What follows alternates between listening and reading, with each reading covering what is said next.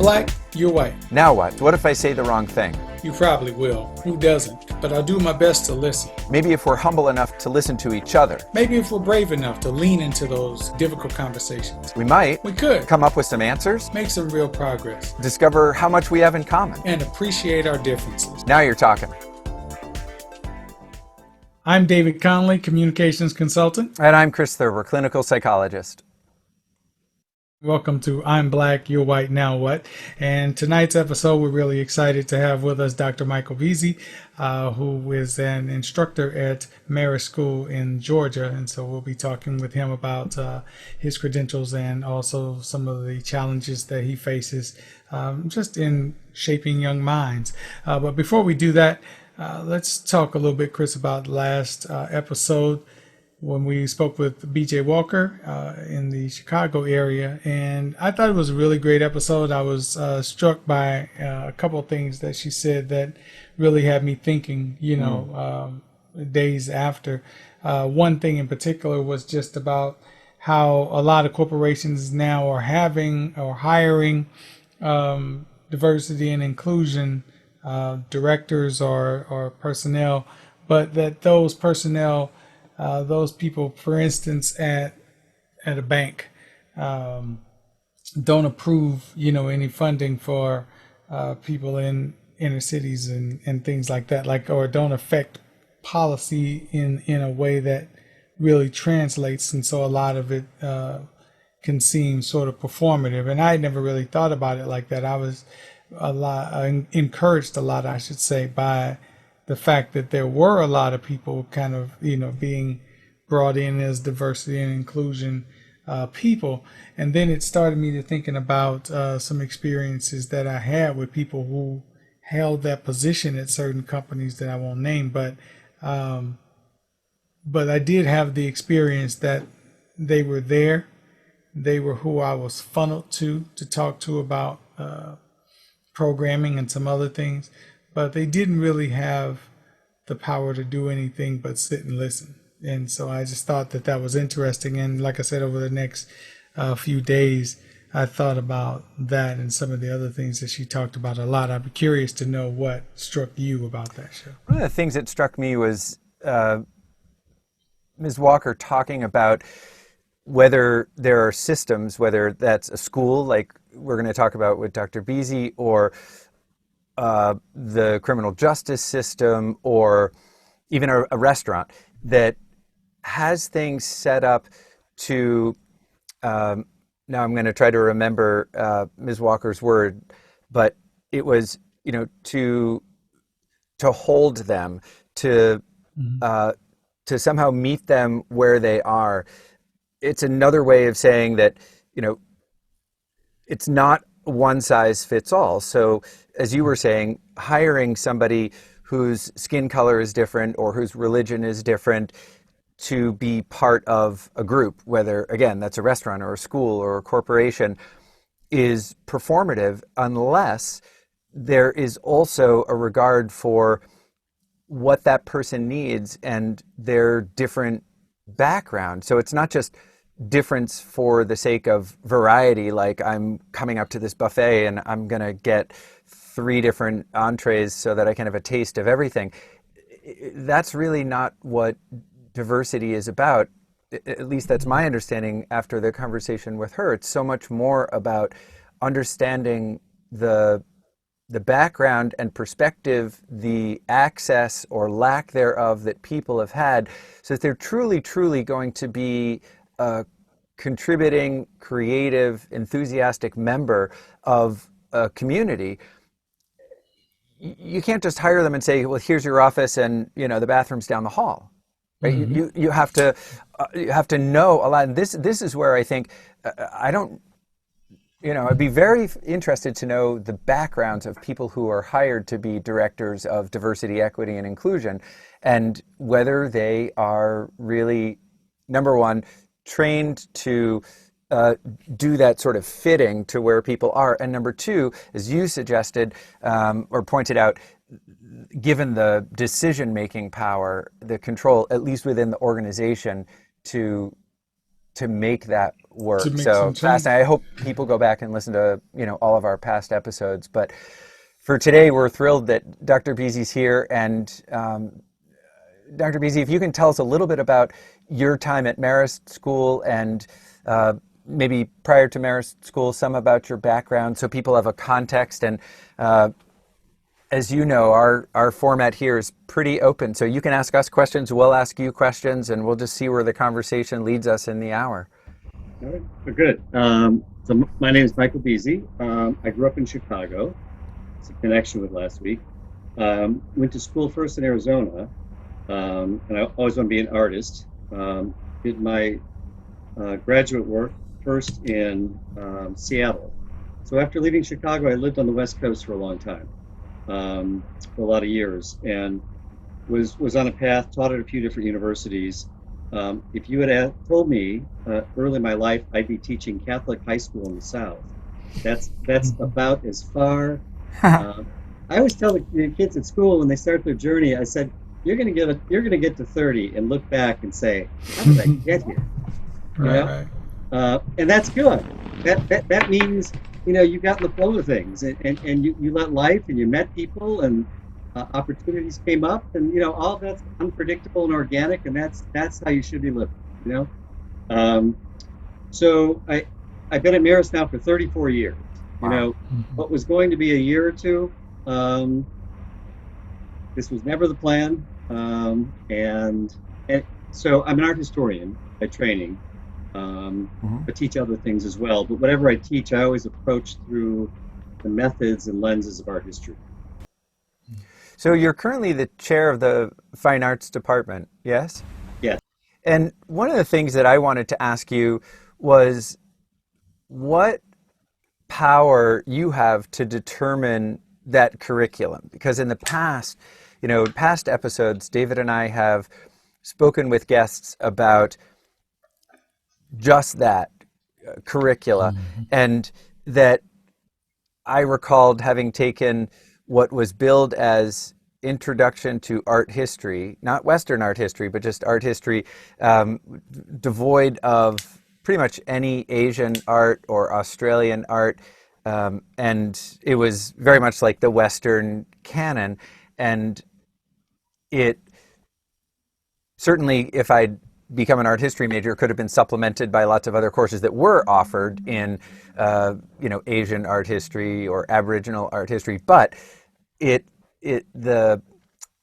certainly wasn't the professor's intention, but it left me with, of course, a bias about what art was, right? An incomplete picture. So I'm just really curious to jump off of just one of your credentials.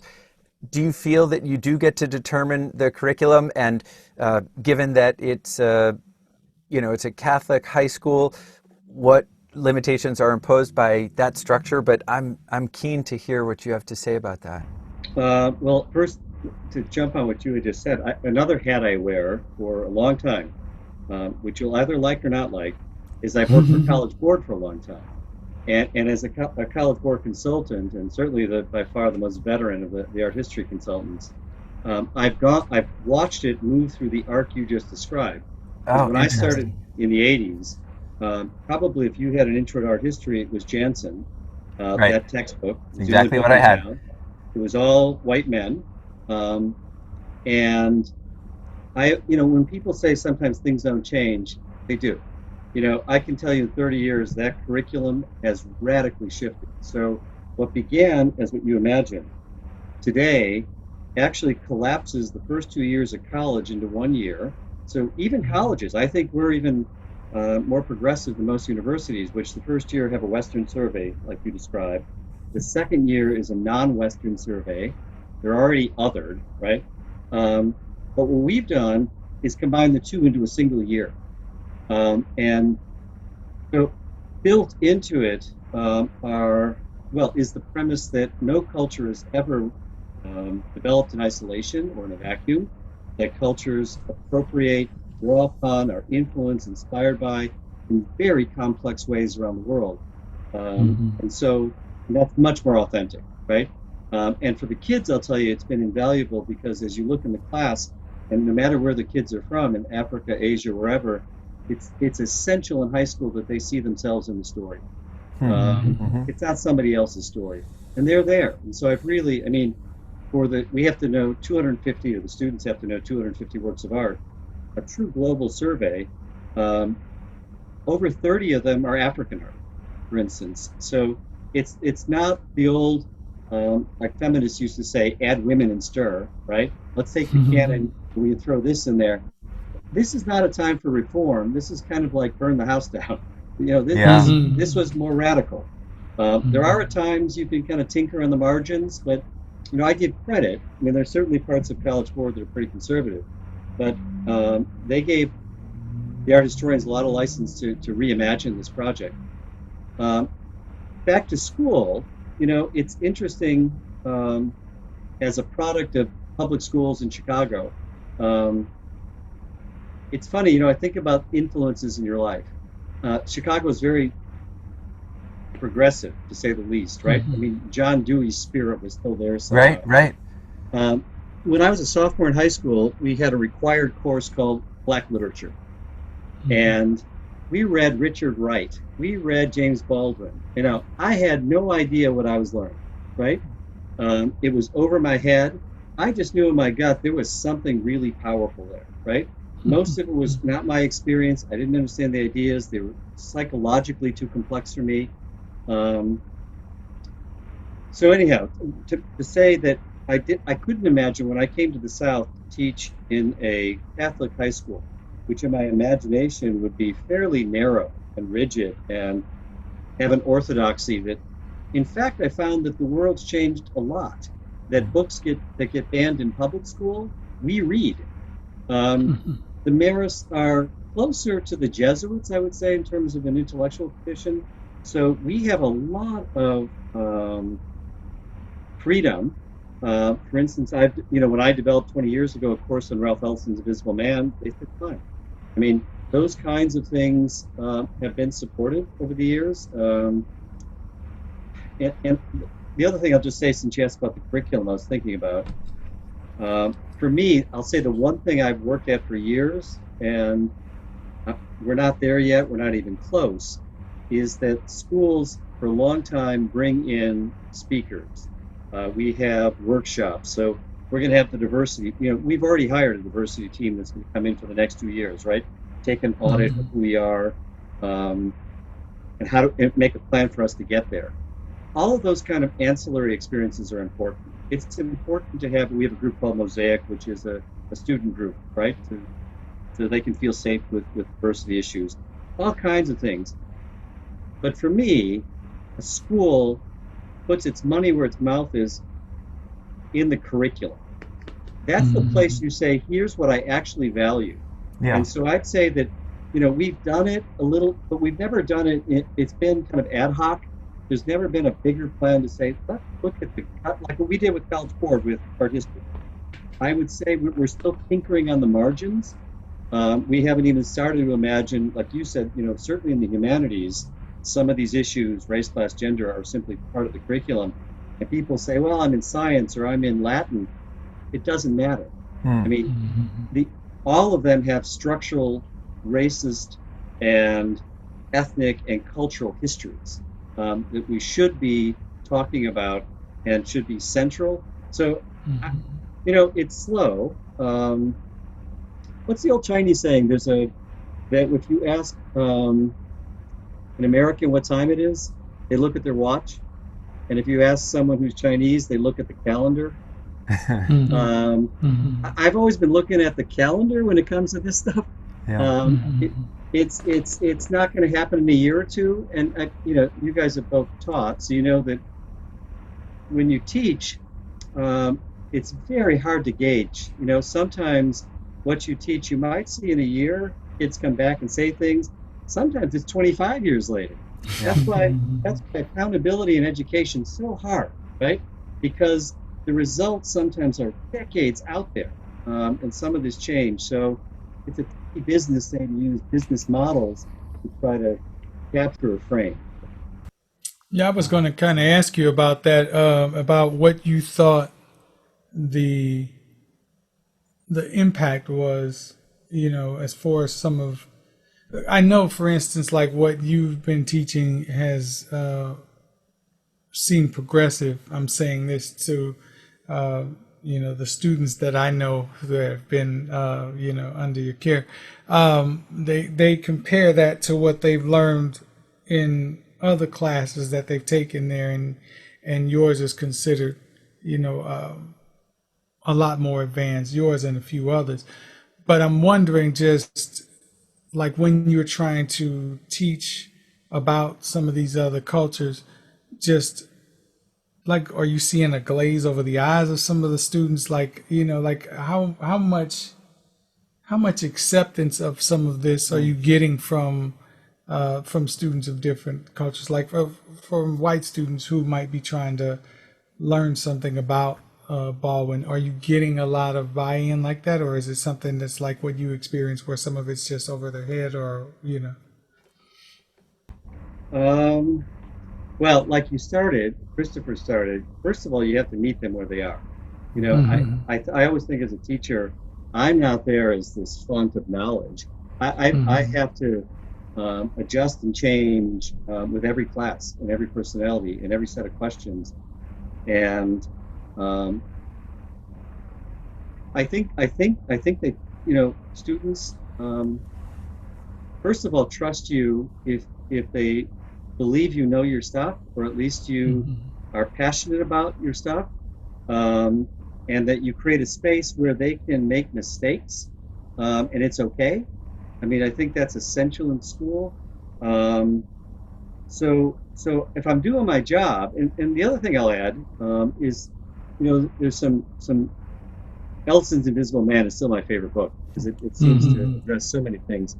Um, but one of them, he's got this great quotation about the absurdity of America, of this idea of any kind of purity, that everyone who's white in America has grown up so deeply immersed in black culture, and vice versa. And so when you start to show the kids that, or where things come from, it's not like it's us and them. I mean, we're woven together in much more complicated ways than they ever imagined. Um, I've used the phrase sometimes that some of them they live in gated communities, and some of them live in gated communities of mind. And so to get them out of that gated place, um, I can show them that what's happening in Baldwin or Ellison or other places is actually part of their story too, and it's another angle of seeing their story. I think that And when I'm students sorry. feel like the content is relevant to them, they work much harder to understand it. And I'm delighted to hear both that you have agency over determining the curriculum, and that it has evolved. And a crucial reminder for everybody that sometimes cultural change and attitudinal change is slower than we would like. I I was struck listening to parts of the Republican National Convention at how the protests in this country that have increased in the last 6 months were characterized. And, it was very different from how the DNC characterized it. And instead of being protests or demonstrations, it was riots, or often described as violent riots or people out of control. And I had I been able to unmute myself in part of that meeting, I would have loved to remind everyone who characterized things that way that when they were in elementary school, they probably studied things like the Boston Tea Party and other kinds of protests that weren't intended to hurt people, but that made a statement that injected more rapid change in what was, in their eyes at the time, too slow moving a change in governance, and that destroyed property, and that we nowadays sort of celebrate, like, wow, wasn't this amazing that we dumped all this tea into Boston Harbor to make a point. And now carrying signs to make a point is considered to be now you're a violent mob. And this obviously, I'm excluding people of all different races who have taken advantage of a large gathering to set a tire on fire or something like that. And there hasn't been anyone who feels one way or the other about the protests who is endorsing that sort of, at least from my perspective, property destruction that doesn't seem yet, besides grabbing people's attention, like it's got a point. But it's unfortunate that we characterize people's legitimate, constitutionally protected freedom of speech as a riot or a mob. And to circle back to what you said, how wonderful that there are teachers at Marist like you and others who are teaching things that maybe have been too thorny for public schools to embrace. But what else is an education besides an opportunity to learn things you don't know and have somebody who's older and wiser contextualize it for you and then tell you to make up your own mind? I mean, it's just really unfortunate that there's as much censorship as there is. But well, let me just jump on that. Yeah. As far as thorny goes, I'll tell you that when you're a young teacher, you stay away from the things right?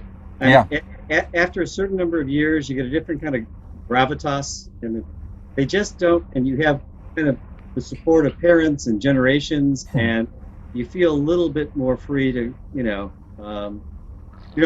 my take. Feathers. What's that? To ruffle feathers. Yeah. And they're a little bit reluctant to ruffle yours. It's as far as the RNC last night, I watched last night. I didn't watch the first night.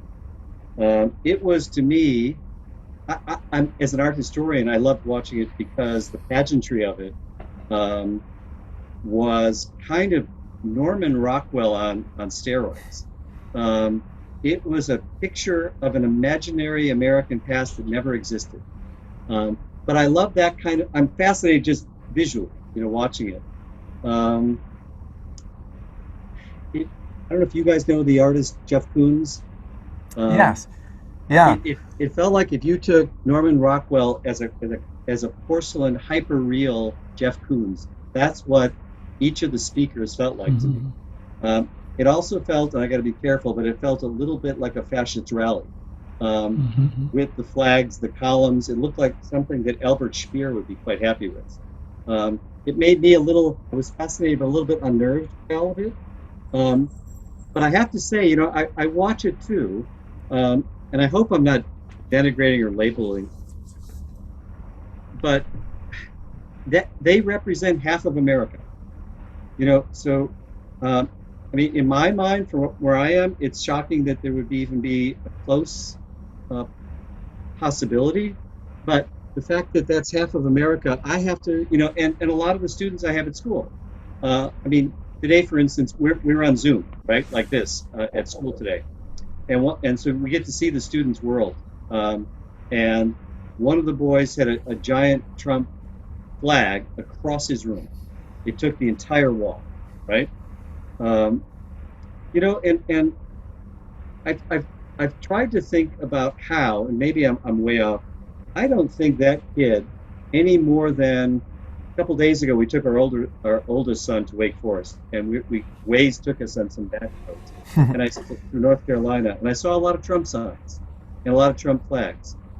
And I thought about him, and I thought, I would bet most of these people are not interested in Trump's policies. They're not interested in his tax ideas. What they want is for him not to let things change. They are. It's fear. And why do I have to listen to whatever it is, fill in the blank. I don't feel like I got to, so, it's fine. I was looking and thinking, I don't think they're really interested. He represents something bigger and vaster, which is, very human, which is, this is the world I've known, and the world is changing fast, and I don't, feel like I have to change my life because of these things. So that, and the other thing you mentioned, I would say that in every class, one of the, well, two most difficult things is, when we talk about global art, for instance, I would say for me as a challenge is to not make false universals and use, for instance, a Western notion of aesthetics to look at art from any part of the world. To look at art through the eyes or through the aesthetic lens of the maker is really hard to do. And so I have to be conscious of that. A corollary to that, going back to what you were saying about protests, I would say at the very core, especially with Invisible Man, or anything with a course like that, such an essential part of the course is language. I mean, language is, I was trying to think, one of the things I try to always avoid is, well, I have certain ground rules. One is I don't want the students to use labels. Labels capture something, but they leave things out, and they also sometimes reduce people in ways. So I want them to argue ideas. So I stop and say, stop. We're not casting people's. Let's stay with ideas. But the more insidious one that you were getting at with protest is often like at a school like Marist with disciplinary things. I'll hear this, that if it's a white kid who's having trouble, well, they're trouble, it's a tough time at home. A black kid does that, they're a thug. There's a different language right away for really the same issues that exposes a lot. Language is really powerful in those ways. The other, just as an aside, ground rule I always use, I really like Ta-Nehisi Coates. And he wrote, Between the World and Me. But he wrote a great piece in the New York Times 10 years ago now about the N-word. And it's about who gets to use it. And it's a brilliant essay about how language always depends on who says it, how they say it, and where they say it. But language is always situational. And we don't all have the right to the same words. And so, it's funny you say that, because I really do think all the time in a class how much language shapes their reality. And it's not like there's concepts out there. Those concepts don't exist till they move or filter through language. And so in some ways, at the very bedrock, what we have to do is listen really attentively to what language they use. We talked about that in our first episode, and we've talked about that. Chris and I have talked with each other about, that, and about being able to listen and pay attention, to that. And I'm always, especially speaking of what both of you were saying, what you were saying about language and what Chris was saying about the characterization of the protest, I've been very sensitive to that. I'll just be honest with you guys. Tonight, I'm just very frustrated. I'm very angry, and a bit scared, just because I don't think that people are even trying to hear each other. This is one of the emphases for this show. I'm concerned by, and you say half the country, and so I will say at least that, but by a society that can, and that chooses to, one way or the other, hijack the narrative all the time in a way that takes away my concern and replaces it with a concern that further pushes me down. Do you know what I mean? So in other words, if I say, I don't like the fact that you are shooting black men in the back, or unarmed black men, and I think that should stop, you hijack that conversation and make it about patriotism or make it about riots and this kind of thing. And in any other context, that would be asinine behavior. But in this, it's great politics, and it's great speeches for. And this is what I guess I'm saying too. Like I don't understand then how you have anybody who can look at this man, for instance, the latest shooting in Wisconsin, and say that should happen. Like I don't understand why we can't just say, hey, well, no matter what my politics, no matter where I grew up, whatever, some about that is wrong. But I feel like the reason you can't say it, talk about language and what you understand, is because when you say all lives or when you say all men or whatever, you have to first, in your language, in your understanding of it, think that I am a man. And if you don't, then you will be perfectly fine saying all lives matter, and somewhere in the back of your mind not think that that applies to me, and that that's okay, and that somehow I'm okay with it. And I'm happy to have you both, here to talk to about it, because my hope is that some kind of way, generationally, this will change. But like the boy who got killed is 20 something, 20, he's not even 30, I don't think, but maybe I got that wrong. But even if he's 30, he's like he's young. The cops who shot him are not 70. So we can't say, well, this is, just some, heat of the night era type, and man, that's all done and gone. It's still, like sort of being perpetuated. So I guess then I'm leading to a thing where I'm saying, as educators, and I'm not saying this got to necessarily be at the forefront of your mind, but I'm just curious, are you really on the ground seeing a change in that thinking, and what are we doing or can we do to make sure that that changes to where you can look at something that should be, for lack of a better phrase, black and white, and say, that's just wrong. That's just wrong. And if it were different, if it were reversed, I mean, you know what I mean? There would be no argument about it at all. It would be much more socially acceptable to a lot of people to absolutely, say, that's wrong. All these, to say, that's wrong. All these cops, or if we want to narrow it down, all these black cops keep killing young or old, unarmed white people.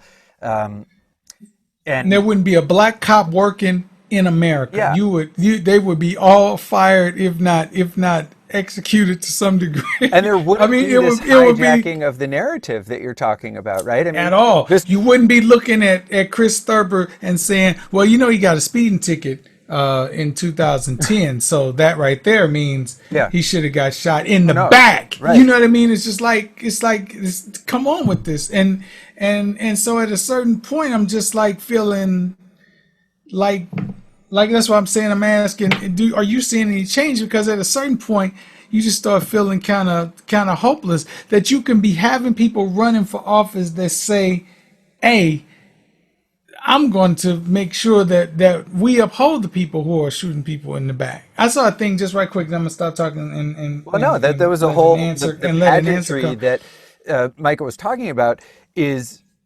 it was very focused on law and order. And I mean, like the visual of, and forgive me if I'm reading too much into this, but, Melania Trump wearing an army green, broad-shouldered, I mean, she's wearing I'm sure it costs way more than a military uniform, but that's exactly what it looked like against the backdrop of, red and white stripes. And the message, she was maybe the one independent thinker, in the entire lineup, but again, the message is uh, from the current administration: law and order, law and order, law and order. And think about what that is.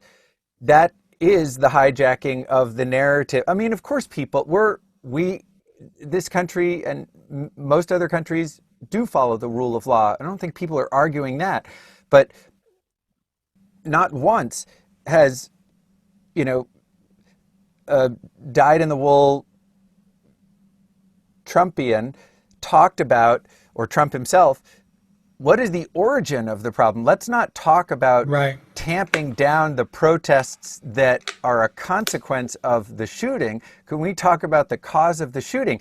And lots of people are talking about that, but not the administration. And the rhetoric is from a psychologist's point of view. And then I have an art question for Dr. Vesey, but from a psychologist's point of view, just listen to the way that Trump speaks and what he tweets.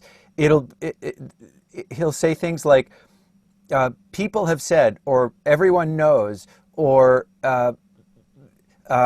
even if it's something that is, one of his many bold-faced lies, he'll say, well, I'm not sure, it could be true, you should look into that. Like, but, there is gold at the end of every rainbow. I don't know, have you been to a rainbow lately, David? I mean, you should look into that, because there could be a pot of gold at the end of this rainbow. Like, I don't need to go to the end of a rainbow to know that there's not a pot of gold there. I mean, I'm talking literally here. But that's another way that the narrative is hijacked by these insinuations. But to bring it to art for a second, and the visual, either of the RNC or anything else, Dr. Vesey, what have you seen? Because art is a lot of things. It can be decorative. It can be just a beautiful aesthetic. It can be a way of expressing. Some art is also protest. And my boys, who both play the violin, it cracks them up to be learning classical music and reading that at the time that Mozart wrote this, or Beethoven wrote this, or Brahms wrote this, people thought it was so scandalous. I mean, how on earth could Beethoven be including not just twice as many instruments, but a chorus in the Ninth Symphony? You don't mix voice and instrumental stuff. Like, that guy's bananas. And, but some of it was very harsh political protest. And I'm not a musical historian either, but what do you see now, either in literature or visual art, that might be doing what David is talking about, and what upsets us all, which is there isn't the right conversation there, or enough of the right conversation, or enough of a conversation about the underlying causes of injustice to make genuine. People are going to vote on law and order versus what? I mean, Trump mischaracterizing, Joe Biden. A vote for Joe Biden is, he's going to vote to completely eliminate all police forces, like silly stuff that nobody would, in their right mind, vote for. But does art have a role to play in helping save American culture? There you go, and you're on the clock. No, especially when it comes to anti-black racism. I mean, the answer is yes. Art's always been there. It's interesting, like what you were saying about Mozart or whomever. Sometimes the kids always forget that all really great art was once modern art. So it was once avant-garde. It's interesting hearing what you said and what David said. I would say right now, I can give you a few examples. The one conversation, at least we're having in class, and I think the nation is, that involves art, are Confederate monuments. Mm-hmm. And so that's a place, for instance, I can talk to the kids, and it's happening in the news. I can connect to what's in our classroom, and sometimes you don't have to, it's interesting as a teacher. To some degree, the classroom's a neutral space. It has to be their space. I'm not there as a public intellectual or an advocate. At the same time, I do have, a set of beliefs. And like David was saying, I do have, I'll use a really fancy word, categorical imperatives. There are things that are absolutely right and wrong. They're not negotiable. They're right and wrong. But I think more often than not with, say, the art world, all I have to do is give them the information. I don't have to try to convince them. So, for instance, for most of them, give them a few facts. I write about a certain era in Black history. In 1900, I can tell them this fact. There were 180,000 Black voters in Alabama. 180,000. 2 years later, there were 3,000. Mm-hmm. If you want to talk about staggering disenfranchisement and the vote, and just thinking that now, I add one to it. So I spent a lot of time in Tuskegee. Right in the center of Tuskegee, in the town square, is the Confederate Monument. The UDC, right, the Daughters of the Confederacy, put these all up. The kids never think about this. They think that these public monuments are timeless things that have always been there. Well, they went up during post-Reconstruction for one reason, right?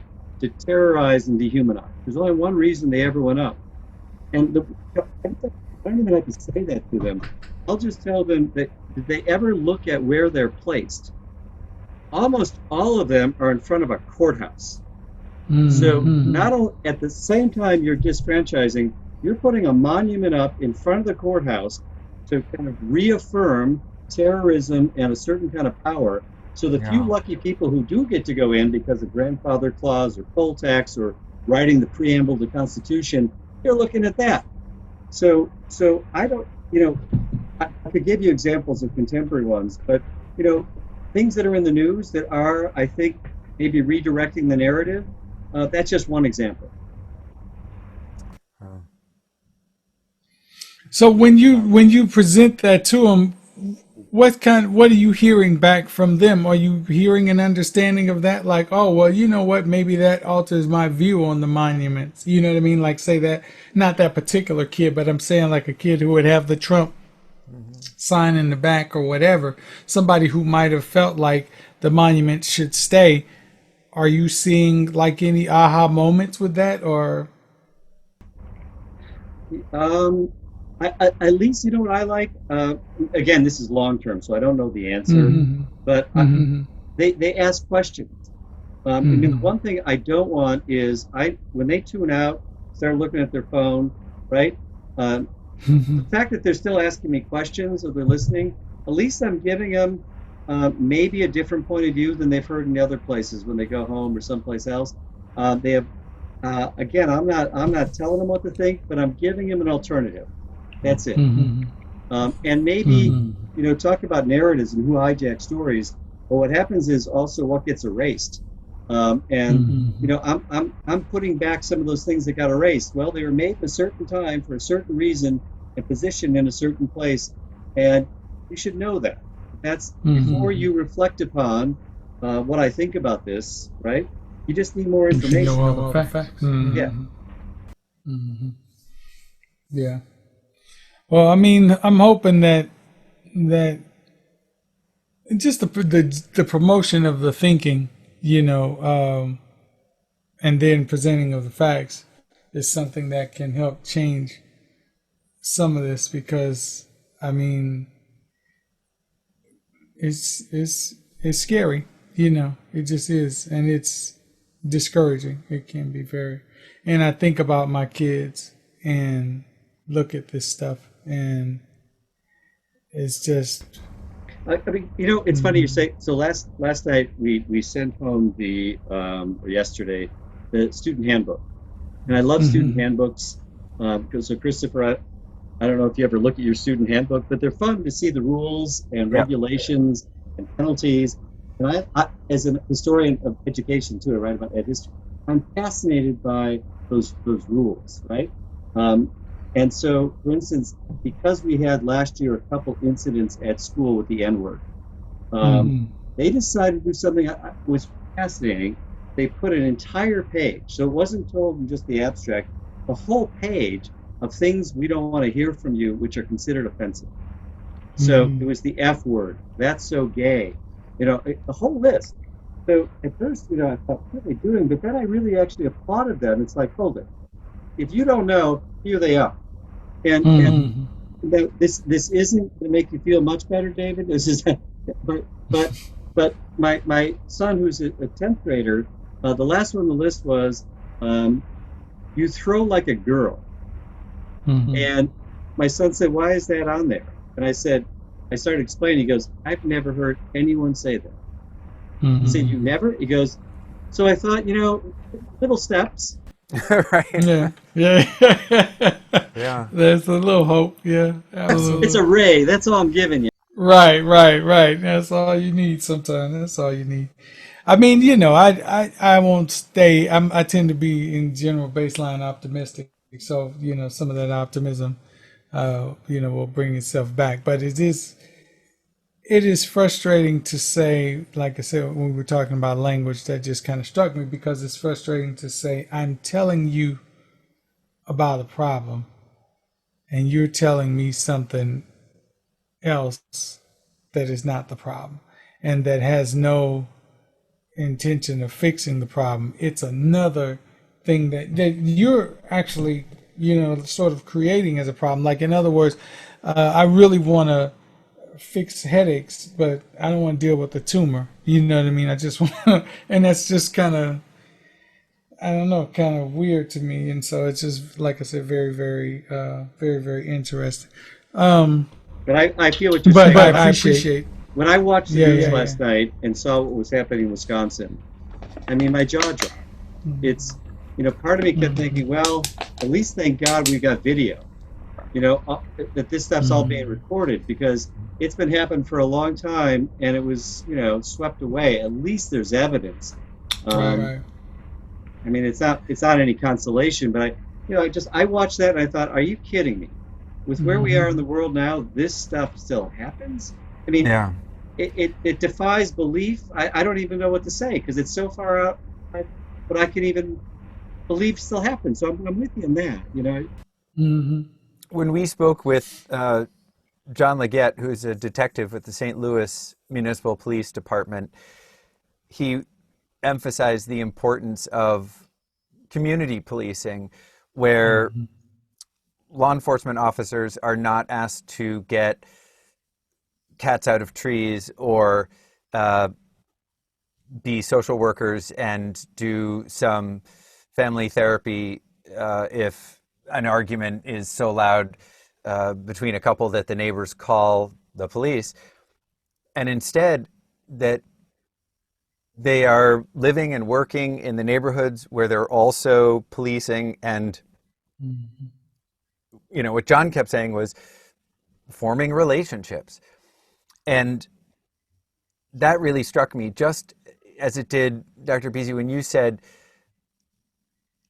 there's this human fear of change.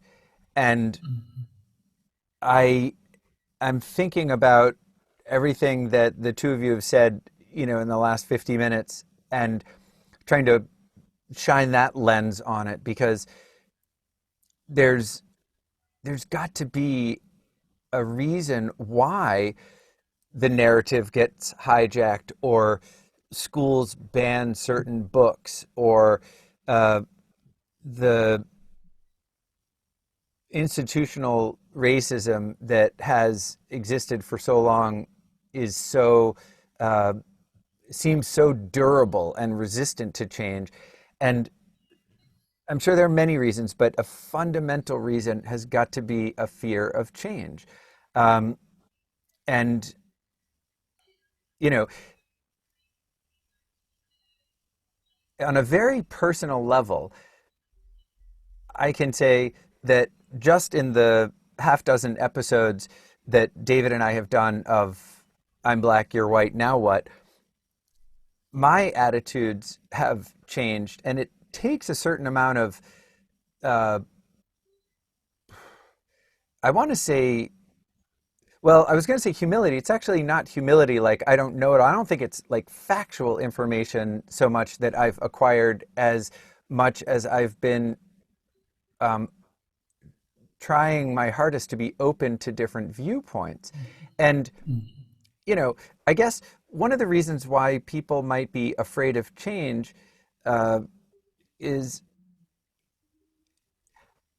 Well, I've been doing things this way, and so when I wake up in the morning, I don't start having a panic attack because there's some predictability to the universe as I imagine it. Uh, what if something changed that really did make me anxious, or turned out to be a false belief, or a premise that I've based decisions on that doesn't actually hold water? I mean, so it's very like threatening in some way to whatever people's beliefs and lifestyle is just whatever their starting point is, moving to a different point. It's like, yeah, that actually could be a lot. So let's talk about how to get rid of these riots. Or the irony was so thick last night to see Trump naturalizing Oh, a diverse group of people. And Christopher, did that look like an image of empire? yeah, Mm-hmm. yes, It, exactly. I looked at it and I thought, oh my God, I'm in Yeah, the here's the 18th century. benevolent king. Look, I'm handing out a slice of bread to All of my each of brown these people. 5 people. Right. And that my first thought was, I'm actually witnessing a kind of imperial largesse. Absolutely, absolutely, absolutely. And there were some Yeah. comments in the press, like pointing to some of that out too, and some other things that suggested that as well. Let me ask you this. I think some of the things we're saying about change, and I understand that fear. I think that that's real, but I'm curious. I'm just going to bring this up, and then you tell me what you think, both of you. Do you think it's change itself, or do you think it's the perception of what's changing? Because, and I'm saying that to say, like, do you think if the change was perceived as more in favor of the people who would traditionally be in power, you know what I mean? Like I'm submitting that I think they feel like a power dynamic is changing or shifting. You know what I mean? Like, and so if they felt like it was shifting in the opposite direction, would the fear be as great? Would there be this massive resistance because we're so afraid of it? Or is it somewhere in your mind, there those people who would have that fear, there's a thing that's like, I'm going to now be in a position I don't want to be in. You know what I mean? Like, I'm wondering if it's that, or if it's because not everybody is afraid of the change. You know what I mean? Some people are like, yay, change, and not change in a way that says now we're gonna get you back. It's just like happy about, do you know what I mean? Change. Like there were people who felt like when Barack Obama got elected president, that suddenly a sort of reverse slavery was going to come back in, or Rashawn Crow laws were going to be kicked in. You know what I mean? Like some kind of way it was going to be Jim Crow, Yeah. but black. Now we're going back on, and it's not. Nobody's even talking about that. But that was the fear. So I'm just curious as to what you think about that. About the notion of what it is that that is changing, that may be bringing the fear, as opposed to just change itself. Do you know what I mean? I want to give Dr. Vesey the airtime here. I think it's much more internal, as I was saying before, than external. I personally don't think there's as much fear of new people in power, or black people having more power, more black CEOs, or more black people in government. I think it's much more, holy crap, I can't imagine my self-concept changing. And I will also, this is going to sound really arrogant, I think most people who are fundamentally afraid of that aren't even aware of that. It's driving their behavior, but it's out of their awareness. And besides education, how do you reach that awareness? Precisely. Yeah. I mean, there are people like the McCloskeys who I think are who were lionized, you know, by the RNC, who clearly are afraid of the external change. And you can argue all you want about, you know, the people, black and white and Latinx and others who were trespassing on a private road. But to run out on your front lawn with a couple of guns, Mm-hmm.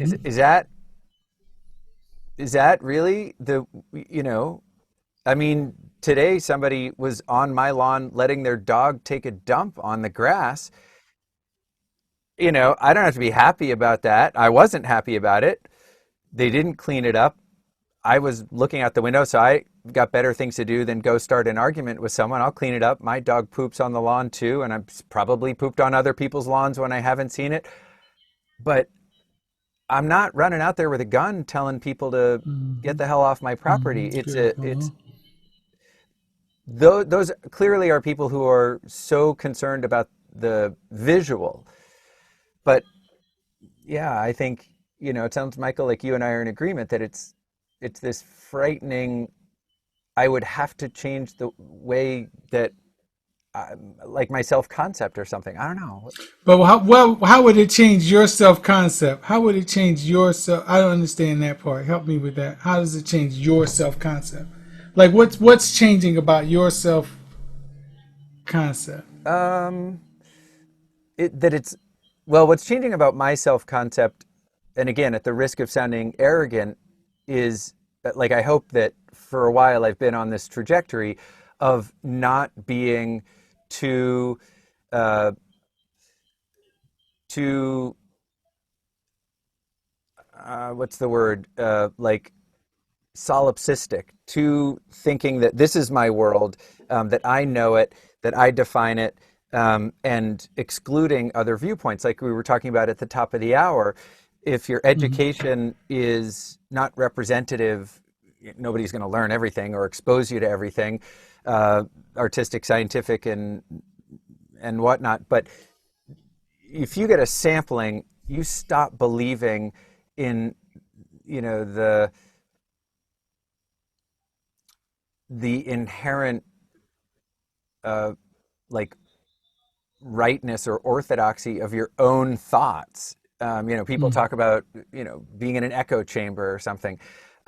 So I think that the way that somebody's self-concept has to change is they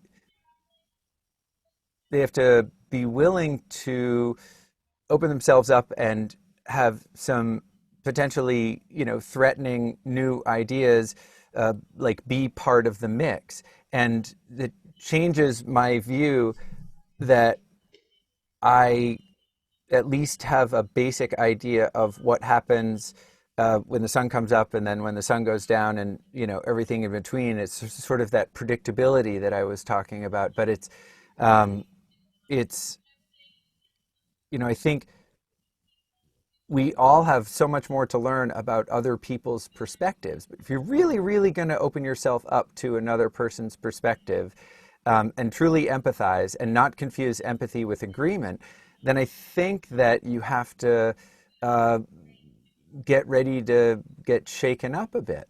And, you know, I was fortunate enough that once I started college, it was a lot less um, parochial than my high school education had been, right? It was more worldly. And I think we're, you know, as Dr. Vesey said, if truly education is doing its job, it's continuing to expand someone's view of what's possible. It's expanding someone's view of what other people's experiences are. But it sort of shakes you up if you think, oh wow, that's, you know, all along I've been thinking it's this way and not that way.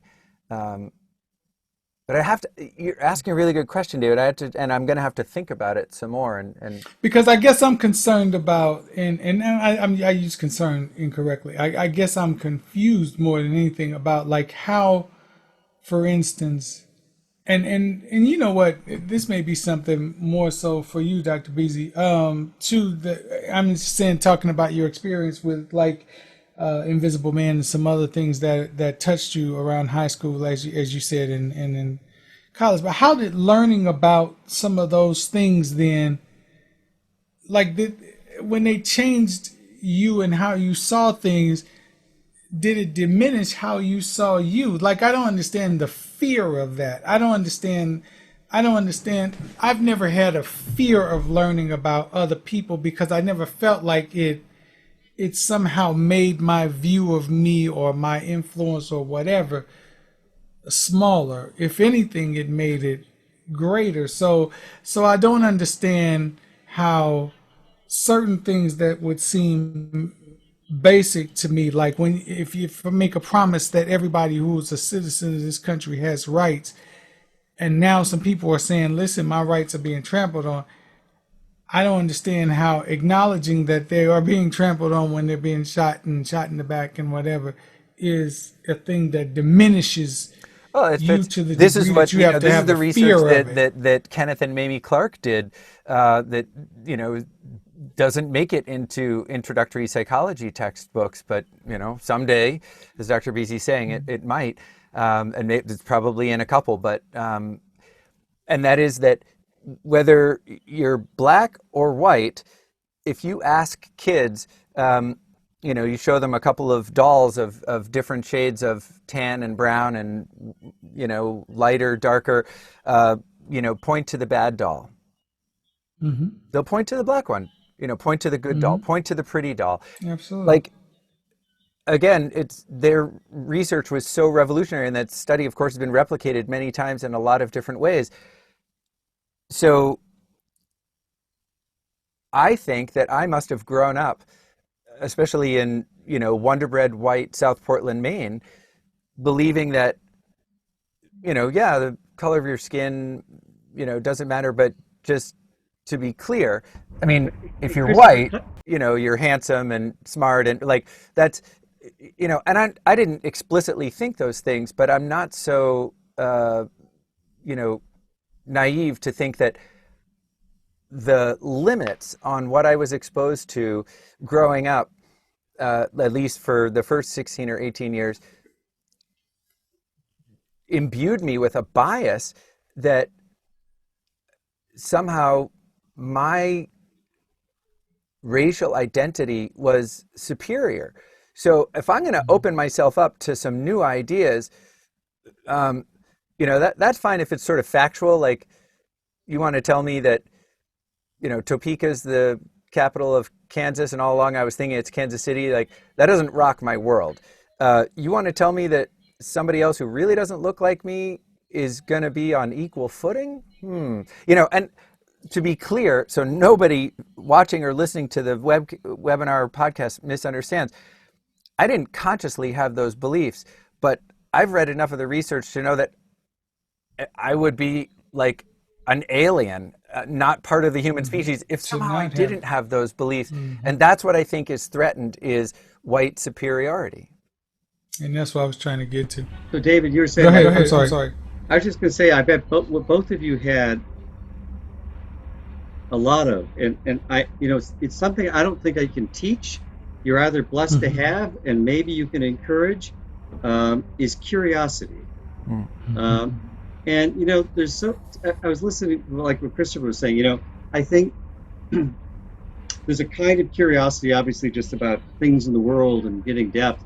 But I don't know, unless you're curious, you can develop empathy. I mean, I think you've got to be kind of curious about other people and how they do things and see it. And I don't know how you can cultivate that, but I think it's such an important. And the other is listening to you guys with whatever your identity and whatever threatens it. I don't know if you're lucky enough to kind of reflect and say what's informing that. And it's sometimes funny for the kids to hear. Their sense of history is pretty short, and when you start telling them things, they realize that these things that happened a long time ago, they're still echoing and they're still informing and illuminating their lives right now. And unless they're willing to kind of do some work and look back in themselves and in history and have some curiosity about that. I think without that, you don't get empathy and you don't get a willingness to kind of change. Yeah, that's a very good point, especially about the empathy piece, because I hadn't thought about that before. But you do need that curiosity, because that's what's going to lead you, into wanting to know and with genuinely caring, So you are going to need that. You're absolutely right. Yeah, I mean, I'm learning. I hear you, and some of it, like I'm saying, I know. I think it's interesting, and I think it's sad, but we'll get through it. We'll get through it. I think we will, and I hope that one small contribution that we can make to people's curiosity is this podcast, this webinar series, and we're just about out of time. But Dr. Vesey, if you would be so kind as to close us out by offering your thoughts about the upcoming academic year, and in what ways do you think, since so much is virtual, professional educators, parents, peers can stir up a little bit of curiosity, which will in part fuel some of the dismantling of racism? I've always thought that things, like right now, things are so unsettled, and there are all these feelings and subjectivities. But I know I look at David. I know, but I think, to me at least, that means things are changing, or things are unsettled, and like the muck is being stirred up. It's like I don't think without resistance, there's any growth, and so. What's happening right now actually makes me hopeful. Like things that were taboo or we didn't talk about, they're out there every day now, and it's interesting. And none of this would have happened, especially Black Lives Matter, and I think about a lot of other things, without COVID, right? Without the coronavirus and the world shut down and no sports and no, all the other things, I think. In some strange ways, it's been a perfect kind of storm, or a window's open to take on some things that need to be talked about. Now, that's one side of it. I'll say, after spending the last 3 months online teaching, what we're doing right now is what this can do, I think, at its best, but it's really hard. I mean, one of the things I learned as we've been back in the classroom this week is that at the very soul of teaching are relationships, and relationships. That's at the heart of teaching, right? I want to know about you. You're going to do something because you trust me, or you don't want to let me down. Whatever it is, there's this complex relationship, and that has to be at the heart of teaching, and that's really hard to produce on the screen. It's there's so many other factors that kind of almost get in the way, make it tougher. But I can say, this week at school, the things that are in the news, the kids are talking about, and they're glad to see each other again. And the things that we're talking about, they're talking about. So I'll leave on a hopeful note. No, that's good. And let's hope that as much as they're talking about it, their parents and their peers and their teachers are listening. And we're grateful that whoever's tuned in is also listening. You've been listening to I'm Black, You're White, Now What? With me, Chris Thurber, and David Conley. We've been speaking today with Dr. Michael Vesey, who's chair of the Fine Arts Department at Marist School in Georgia. Dr. Vesey, thank you so much for your time today. Well, thank you. I enjoyed Thank you, Dr. Vesey. Good seeing you, Dave. Appreciate you. Nice meeting you, Christopher. Likewise. Thank you for listening to I'm Black, You're White, Now What? You can find more episodes on the podcast channel Teaching What It Takes, available on Apple Podcasts, Stitcher, and Spotify. To learn more about the work I do, visit www.preparingthepath.com. And to learn more about the work I do, visit drchristhurber.com.